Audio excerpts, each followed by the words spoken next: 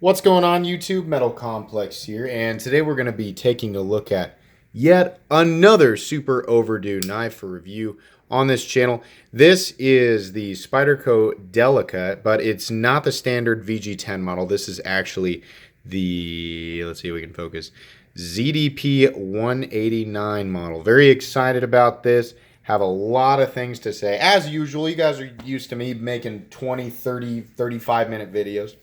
If you are new to this channel, what I do is laid back knife overviews, reviews, things like that.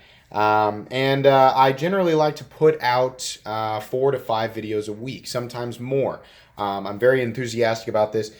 So if that sounds good to you, then this might just be the channel for you. But anyways, we'll go ahead and jump in here with some stats or specs or whatever you want to call that. Let's get an overall measurement here. 7 just shy of 7.25, 7.2 inches, I think, is the official measurement there. Let's do the blade. Blade length coming in at about 2.5. I believe it's maybe a little bit more. 2.8 inches overall, I think, is what the specs say. Now, the blade length is definitely about 2.5. The weight on this guy is also 2.5 ounces. So this is a light knife. By the way, guys, I'm trying out something new here.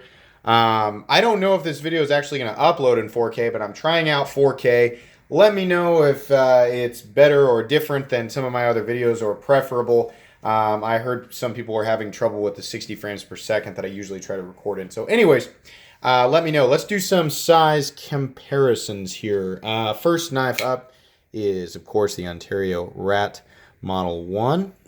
8.6 inches overall on the Rat 1. So you can see there, Spyderco Delica, as far as I measure knives, is coming in just under what I consider a full-size knife to be. A full-size knife is, to me, is any knife that's 7.5 inches or longer overall that I can get my whole hand around. So the Delica is just under that at about 7.2. Let's compare it with the Spyderco Paramilitary 2. PM2 coming in at about 8.3 inches overall. How about the Benchmade Griptilian? Benchmade Griptilian coming in at, I think it's like 8 inches on the dot. Might be just shy of 8 inches. I said that in the last video, but I can never remember. I know it's right around 8 inches. How about something more in its its size? The Benchmade 940 there. 940 coming in at about 7.75 overall. Its main competitor, in my opinion, the Benchmade Bug Out, coming in at 7.5 inches, just a little bit longer. Those two are very similar. Can't wait to stick those two head to head in another video. And last but not least, how about the Spyderco Native? This is the newer S30V linerless Native that we'll get a review on this channel down the road. Very interesting. So you can see there the size of this knife is overall small and light. Now, anatomy of this knife. Let's take a look here real quick before we talk about the steel. We've got Spyderco's typical sort of what I call it their pelican beak shaped blade, which is similar to the blade on the Paramilitary 2, except that the PM2 has more of an upswept, it's not really an upswept tip, but it looks to be an upswept tip, whereas the Delica has this sort of it's more of a beak. It's very bird beaky, where it's got that little clip on the end. I think birds have that to be able to break into seed shells and things like that. But you can see there, that's kind of what you're dealing with there. And I imagine that might, I don't know if that helps tear into packages or boxes, or it creates that initial little bite. I don't know. It doesn't really bother me. It's not quite a sheep's foot blade. In fact, it's nowhere near a sheep's foot blade, but it does drop at the tip, kind of like a sheep's foot blade does.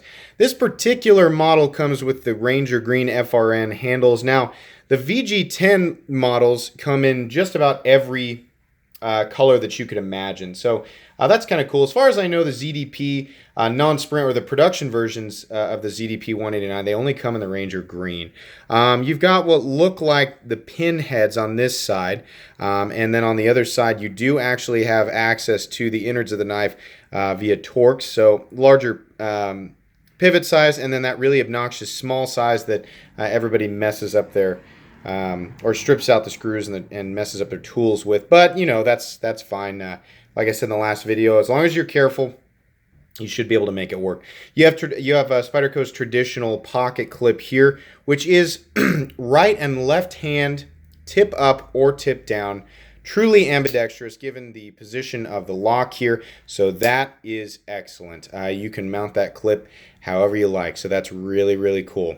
So this knife again comes in two different production configurations that I am aware of.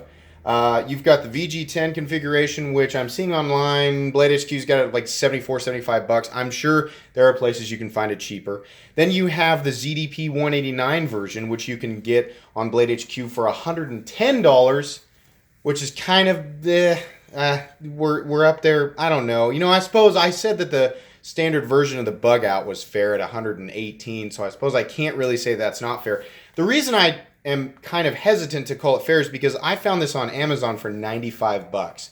So, you know, this came almost perfect. So at 95 bucks, I'm very happy with that, especially considering I'm getting ZDP 189, which is not a steel that I have used a whole lot.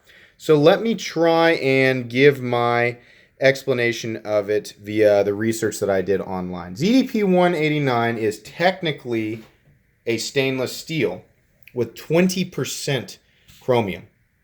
Now it also has 3% carbon, which is incredibly high carbon. So what you end up with is less free chromium that's able to fight corrosion. So is it stainless? Technically. Would I keep a light coat of oil on it after I get it really, really dirty?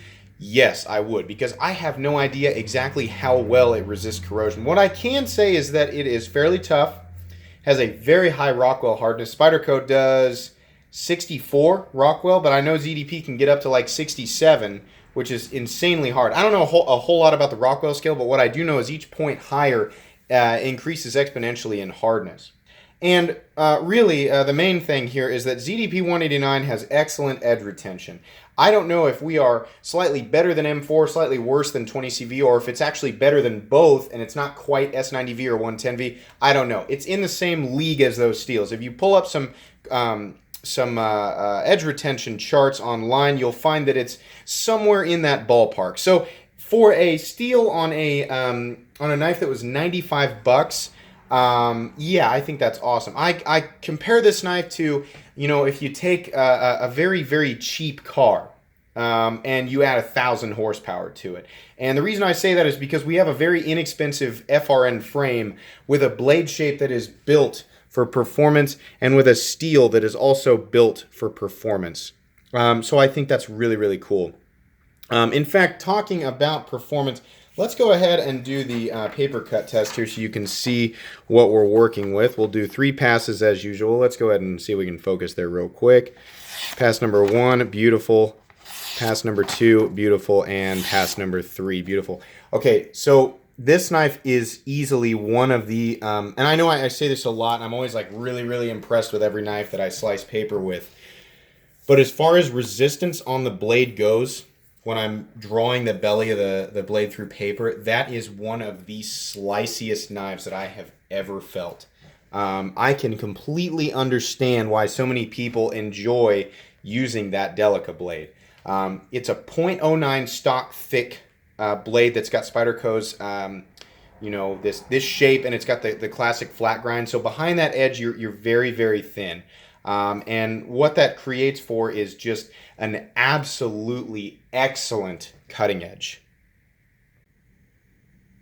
So in terms of EDC cutting tasks, you have a very, very well-designed blade. Not only in the shape, but also, of course, because you have Spyderco's thumb hole mechanism. And, you know, a knife that had thumb studs, for example, still runs the risk of having something run into that deployment mechanism. Whereas while you're cutting through, let's say you're doing a heavy cut on thick cardboard, where you can get right up there next to where there would be a sharpening choil but isn't, you can get right up next there and have that material just go straight up the blade because there's nothing there to slow it down. So I mean, this is an excellent, excellent knife for regular EDC tasks. So very, very happy with that. Now, let's go over fit and finish with this knife. I was a little hesitant. Anytime I buy something off Amazon, I'm a little bit hesitant because somebody else pointed this out in another video. You don't know, when you buy something off Amazon, you don't know if, especially with this knife, if it's a knife. You don't know if it's the newest version of that knife or if it's exactly the picture you're getting. Case in point, when I ordered this, the Native, I actually meant to purchase, the picture showed the old S35VN version with the liners. And it was 145 bucks. So I purchased that. What I got was the S30V version that was linerless. Now I've come to decide that I actually really like this thing, so that's okay, but be wary of that. Sometimes you might get a really, really good price, but you may not get exactly what it is that you're looking at. Now, I would have been really upset if I had just gotten a regular VG10 Delica, but I did actually get the ZDP version, so I'm very happy with that. Fit and finish on this knife appears to be excellent. You can see here, we didn't get any funkiness on the blade. The grind lines or the actual cutting edge appears to be symmetrical. There were no scratches or ugly marks on this knife all the way around. Really, really good looking. The only thing that I can say is that the blade was not quite perfectly centered, but it does not rub. And honestly, under 100 bucks, I don't really care that it's centered. That it's not centered. To be perfectly honest, you know, centering is, it's frustrating over $100, and it's kind of like, come on, at over $200. For example, this Benchmade Griptilian is perfect other than one thing. It's not quite perfectly centered, and this is a $230 Griptilian from DLT Trading. It's just ever so slightly off, but it bugs me. At 230 bucks, come on, center the blade. At 95 bucks, I don't really care. That's just my opinion. What we've got here for the locking mechanism is it's a classic spine lock or back lock. So essentially, to disengage, you push that button there, blade comes down, and about right here, that's about where it's wanting to drop into place. And it's not going to be one of those flicky Spydercos where you can simply, you know, grab it, deploy it like this. It's not going to have that, ooh, that was a bad one. It's not going to have that detent that's going to allow you to fire it the way that you, or that most people have come to learn how to do with Spyderco knives. So, you know, keep that in mind before you purchase this. For me, I don't have an issue with that whatsoever. You know, this knife is very, very much a tool, and I think that the lockback sort of plays into that really, really well. I think that's about it for anatomy. One thing that I will say you have to watch out for, I cut myself once there on my pinky and once there up on my finger because I wasn't paying attention to two things. One, where this falls when you disengage the lockback, and two, where my fingers were when I went to close the knife. So don't hold back here and push this button and swing it down, because what's going to happen is, you can see there I almost did it again, it's going to swing right into your finger. You have to make a conscious effort to put your finger up there, let it drop so that it catches your finger, and then close it. And when you are closing it, once it gets here, remember, it's going to close. So if your fingers are in the way, it is going to close on your fingers. So I had to play with it a little bit, and it bit me twice before I learned, but keep that in mind. Absolutely. Ergonomics. This has got to be one of the smallest knives, you know, besides the Native 5, that I can get my entire hand around. But what's really interesting about the Delica is that I don't have to get up in the choke up position to get my whole hand around it. I've got a medium large size hand, and I can get my entire hand around the handle. It doesn't really have a forward choil. It's got this sort of V-shaped, this area up here that you can actually get your finger in there and choke up. It's just not comfortable, you know, when compared to, say, the choil on the PM2, which is clearly an actual choil. You don't have that same thing on the Delica. That's weird.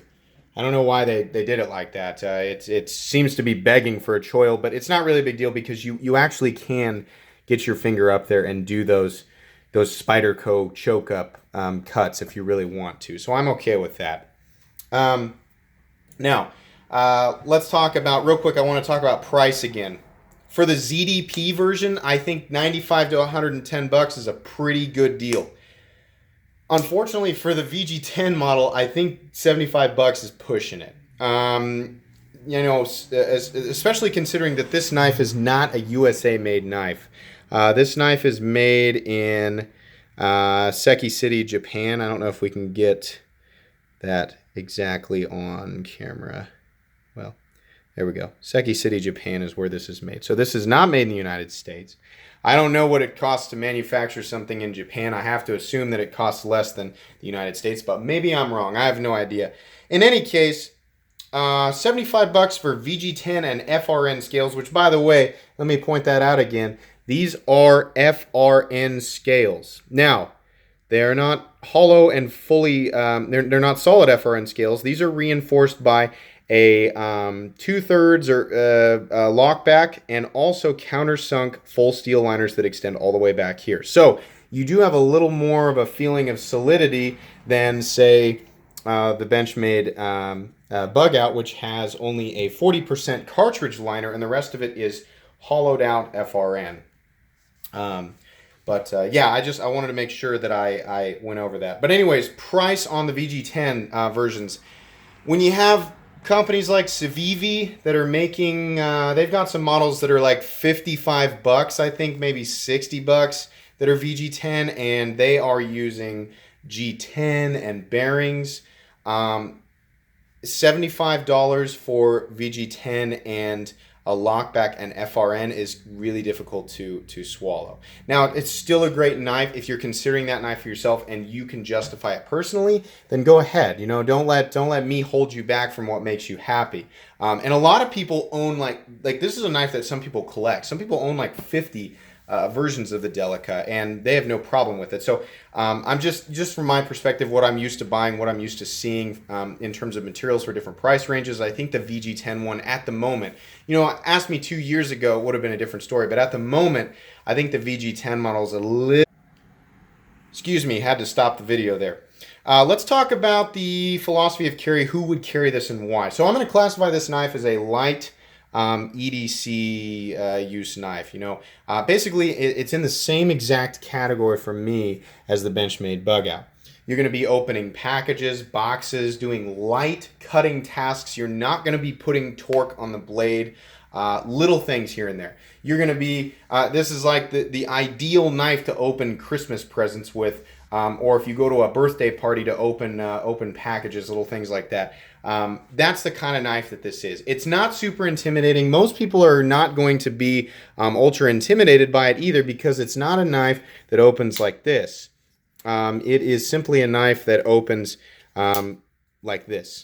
It's slow, and it has a mechanism that a lot more people are used to seeing. So sometimes, you know, you could imagine something like this that's much bigger, and you fire it out like that when you know, your friend's kid needs their new toy train opened. That's going to scare some people. So that's something to consider. And it's while some people might view that as a con, because some people do, including myself, I like the fidget factor on knives that can be flicked open, because I sit and do that and annoy my wife for hours on end doing it. But there is something to be said in positive light for a knife that opens a little more slowly and with a little more of a manual, you know, hands on the entire time sort of contact situation. So this knife weighs 2.5 ounces, which is great for people looking to, you know, get really, really low in terms of weight and sort of, you know, get closer to maximizing what utility you can get out of it. I will stand by what I said about the Bug Out. The Bug Out has like the best length and usable blade to weight ratio of any knife that I've ever seen. So that's, you know, that's something nice to be said about the Bug Out. But the Delica is half an ounce more, and it is reinforced by those countersunk steel liners, as well as the backlock. Now, what that does is it creates a situation where a knife that is FRN does not have a hollow sound or feel to it. On the surface, touching this FRN, yeah, it feels like FRN. It's got a little, this texturing here actually does, we didn't touch on that. The texturing actually does provide nice medium traction. It's not sharp or anything. It'll catch your skin comfortably if you're just, you know, bare skin, or it'll work really well with gloves. But anyways, you don't have that same hollow sound. and that's because of all the metal reinforcing it. So that's something to consider. Some people are going to care about that. Some people aren't. At some point, I will do a head-to-head with these two, and we'll go into more in depth about that. As far as how this thing rides in the pocket, perfect. It's very similar to the bug out in the sense that you will forget that it's there. I will say, this way you've got a little bit more, you're actually fairly close to the Benchmade Griptilian in terms of, width this way. So keep that in mind. If the Benchmade Griptilian feels a little bit too wide to you, it doesn't to most people, but let's say you're used to carrying the 940. This is a little bit wider, so that's something you're going to have to get used to. About this much sticks up out of the pocket, which is going to be more than some people prefer to stick up, but it's really not bad. There's a lot of pocket clip holding the knife onto your pocket. I didn't have an issue with it. I carried this one for about a day and a half, just trying to figure out exactly how I felt about it, and yeah, it disappeared. I forgot about it, just like the bug out, which is a pro and a con. There is a risk of accidentally washing it or throwing your pants in the laundry hamper and then just forgetting about it. So what I don't like about this knife is, again, it's my thing with FRN. I just don't like FRN. I prefer G10. I understand that it is a very strong material. It's very durable. It does help out with weight reduction. I just don't like FRN. What I do like about it is literally almost everything else. I'll say this. It is one of the ugliest knives that I've ever seen. It is truthfully one of the ugliest, not just one of the ugliest Spydercos I've ever seen. No, I take that back. Actually, Spyderco makes some pretty ugly knives. I love Spyderco. One of my favorite knives ever is the Manix 2. But they're just ugly. Now, the design, though, is more geared towards ergonomics and function, which sometimes does create a situation where the aesthetics are not always appealing to people like me. Some people really like how these look, and this is just a personal thing. It doesn't matter one way or another if one person thinks a knife is aesthetically pleasing or another person doesn't. I'm just telling you what I think. This is super duper ugly. But as far as the blade shape goes, the steel, how my hand feels, my lock-in position behind the blade here on this thumb ramp, the ergonomics, how it functions, how it, there's an extra movement here when you're going to disengage and put it back into place, but I got used to that and it's fine. It's plenty smooth. It's not going to be a flip-out sort of knife. The pocket clip positions, I don't really like this billboard where it says Delica on there. Spyderco Delica right in the middle of it. It doesn't have that on the other. Well, yeah, it does have it on. It's got it on both sides. I don't like that. I wish that wasn't there, but that's an aesthetic nitpick. Everything else in terms of function is great, and that lockback is going to be a very strong and very dependable locking system over time. I think in terms of longevity, this is a very, very good knife. Now, I'll also say this. This knife is the most tempting FRN scaled knife that I have ever handled. Now, this isn't my knife. This is one of David's knives. So I'll have to say thank you, of course, again to David. Very generous of him to allow me to review this and all the other knives that he purchased recently for my channel. So that's awesome. But this is the closest that I've been to wanting to purchase an FRN scaled knife for myself.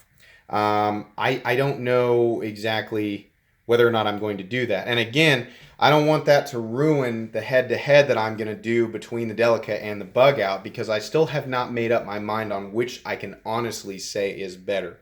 I got to do some more thinking on that. But honestly, I really do like everything else about that knife. Yeah, it would be better if it was in G10, but St. Nick's did that HAP 40 laminate version of it, the black DLC one with the red G10 scales. And I want to say, correct me if I'm wrong, I want to say that knife was like $160, 150, $160. So imagine they do a production VG10 with G10. You're probably looking at $130, $140. I'm not paying that much for VG10. I know a lot of other people aren't.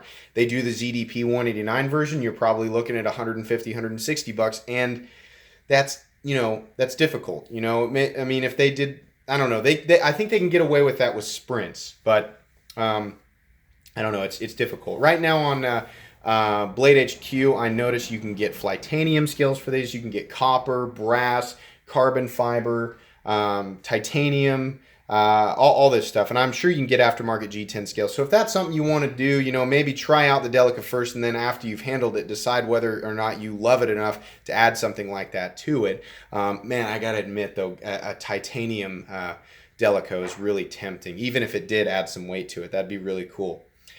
Anyways, let's move on to final conclusions. Can I recommend this knife to people as an EDC knife? Absolutely. Absolutely, 100%. This is an excellent knife. I'm really glad that I finally got to handle it, because for a long time I was like, man, I should just go ahead and pull the trigger on one just so I can say that I've handled it. And then David took care of that for me. This is an excellent, excellent, excellent EDC knife with the user in mind. This knife is not trying to be flashy or make any sort of statement. It's a tool. That's what it is. It is so straightforward. The only flash on it is simply the color of the scales, which is hardly flash. It's just like, hey, it's green, you know? That's hardly something that I could call flashy. It is an absolute straightforward tool. Now, what I'm saying here is mostly applicable to just the ZDP 189 version. The VG10 version is completely fine. If that's what you want, go for it. It is definitely going to serve your needs. And of course, the advantages to VG10 are that it's very stainless and it's going to be very easy to resharpen. It does hold an edge for a little bit, but it's just not, it's not going to hold a candle to all these super powder metallurgy steels, you know. If you want to save yourself $20 versus this one here I found on Amazon, or $35 versus the Blade HQ version of this that goes for $110, then you know I can't say that I particularly see anything wrong with the VG10 model.